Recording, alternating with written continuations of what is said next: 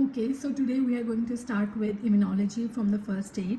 So it's a very short topic, so let's do it quickly. So there are two type of organs that are responsible for immunity in our body. There are primary organs and then there are secondary organs. The primary organs, you can remember the primary organs by a thing that they are just like a training school, and they're just two primary organs, that is the bone marrow and the thymus. So bone marrow is for the B cells.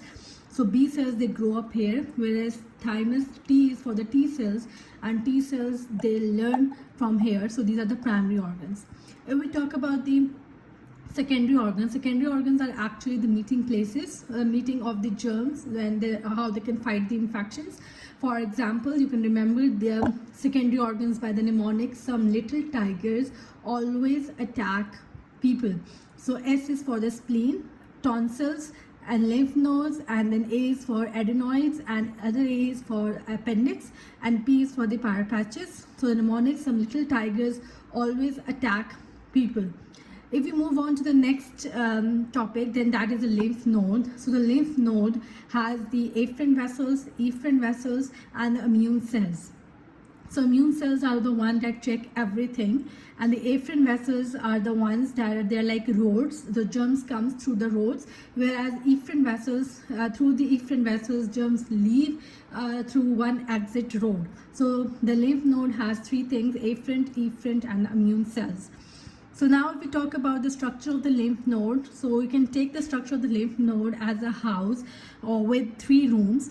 So the first room is the cortex, the second is the paracortex, and the third is the medulla. So if we talk about the cortex is actually the room for the beta cells, and they have the follicles, that are the primary follicle and the secondary follicles. The primary follicles are actually, in the primary follicles, the beta cells are actually quiet and they're the sleeping cells, whereas the secondary follicles, they are busy and they have the pale center because working, so they are busy. The beta cells are working in the secondary follicles and they are pale, so they are working hard. So the germinal center, there is also a germinal center in the secondary follicles, and they are making the antibodies. So you need to remember the cortex. The cortex has the primary follicle and the secondary follicle. The primary follicle has the quiet sleeping B cells, and then the secondary follicles, they have the pale center and they are busy, and there is a germinal centers that are making antibodies. So then if we talk about the paracortex has the T cell room. Paracortex is actually a place between a cortex and the medulla, and there is two things. There is a Digot syndrome, and then there is another syndrome that is known as the Epstein-Barr virus infection. So in the paracortex, that is actually the T cell room. So in Digot syndrome, there is no thymus, and the thymus is responsible for the production of T cells, for the actual training of the T cells. So if there is no thymus, then there will be no T cells, and there will be no paracortex, or there will be a tiny paracortex. If we talk about the Epstein-Barr virus, that is actually a strong viral infection. In this infection, the paracortex actually get bigger because of the fact that the virus stimulate more T cells, therefore it get bigger, and that when occurs swollen lymph nodes, and that can cause a lymphadenopathy. Then if we talk about the third room, which is the medulla, that you can remember by the exit room. So the medulla of the lymph node consists of the cords, medullary cords, and medullary sinuses. So medullary cords are packed with lymphocytes and plasma cells. So C is for the cords and C is for the cells. So there are plasma cells and there are lymphocytes. Whereas medullary sinuses are actually the spaces. The sinuses, S is for the sinuses and S is for the spaces. They're actually the spaces with macrophages and the reticular cells.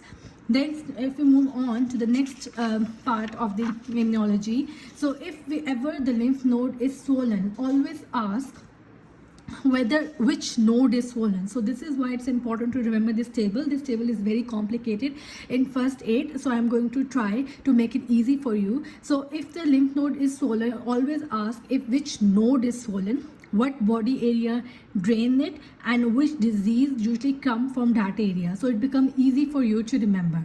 For instance, if we talk about the mandibular nodes that are present in the submandibular region, and they are responsible for draining the area from the mouth, and so any mouth infection or any cancer in the mouth can lead to the swollen submandibular nodes. And if we talk about the deep cervical nodes, the deep cervical nodes are responsible for draining the area of the head and the neck and the throat. So any head or neck cancer or any infection from the throat, for example, the upper respiratory tract infection or infectious mononucleosis or Kawasaki disease, these are responsible for the swollen deep cervical nodes. Then if we move on, then we have the if we move down the body, then we have the supraclavicular nodes. So they are the clavicles are on the right side, one clavicle on the right side and one clavicle on the left side. So the right clavicle is responsible for the drainage of the right chest, and the left clavicular supraclavicular lymph nodes are responsible for draining the left chest. The one thing which is important, that is the stomach cancer. In the stomach cancer, the one most commonly enlarged lymph node is a Virchow node that is present in the left side of the clavicle. Left supraclavicular lymph node is also known as a Virchow node, which is enlarged in the stomach cancer. If we move on, then the third thing is the chest nodes. So the chest nodes, there are two types of chest nodes. One is the mediastinal nodes and the other one is the hilar lymph nodes. So the mediastinal lymph nodes actually drain the trachea and the esophagus. So if there is there is a condition that we call as TB, which is more popular in the developing countries. So in TB, in cases of TB, there is unilateral enlargement of the mediastinal lymph nodes, whereas in the sarcoidosis, which is an autoimmune disease, there is bilateral enlargement of the mediastinal lymph nodes, and there is in lung cancer, there is also the enlargement of the mediastinal lymph nodes. Whereas in the hilar lymphadenopathy, hilar chest nodes are actually also drain the lungs, actually the hilum of the lungs, and in lung diseases and in the granulomatosis diseases such as the TB and sarcoidosis, the hilar lymph nodes can also get enlarged. So if we move down the body, then after the chest nodes, then there is arm and the breast. So axillary lymph nodes and the epitrochlear lymph nodes. So the axillary lymph nodes drain the area of the arm and the breast, as we all know, and the skin above the belly button is being drained by the axillary lymph nodes.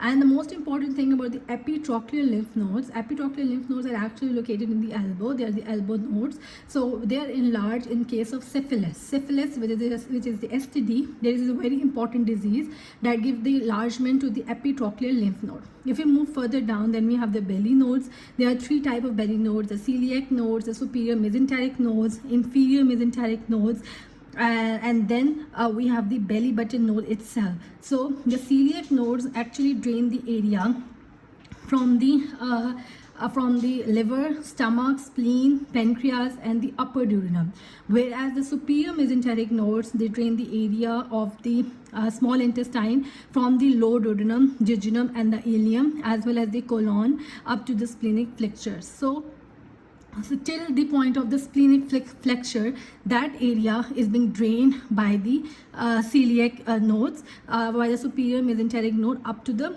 splenic flexure.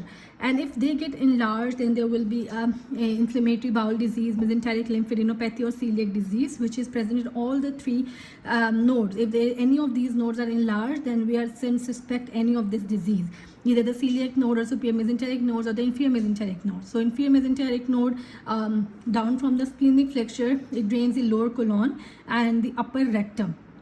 And the inferior lower, that means the inferior mesenteric node actually drain the lower gut. So it's just till the upper rectum.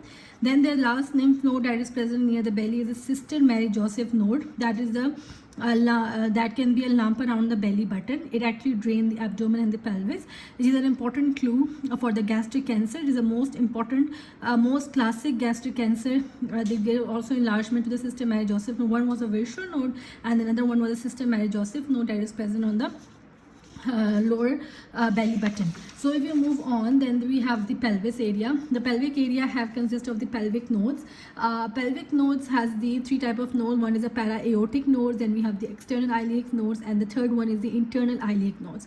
So if we talk about the para-aortic nodes, that is actually important for the testes. So remember, the pair of testes, para and the pair words, they resemble each other. So just remember, the pair of testes is being drained by the para-aortic nodes. Para-aortic nodes, the testicular cancer actually goes to these nodes. So testes, ovaries, kidneys, and the uterus, they are drained in the para-aortic nodes. So just remember, the testes, they travel high, started high in the abdomen before moving down. This is the fact about the testes. So therefore the para-aortic nodes are responsible for the drainage of the testes. Then we have the external iliac nodes and the internal iliac nodes. The external iliac nodes actually drain the uterus and the cervix and the upper bladder, whereas the lower bladder and the prostate and the cervix and the upper anal canal is actually drained by the internal iliac node. In cases of the sexually transmitted diseases, they actually give rise to the enlargement of the internal iliac nodes that actually drain the deep pelvic organs. So therefore they are enlarged in these diseases. If we talk about after the pelvic nodes, then we have the groin.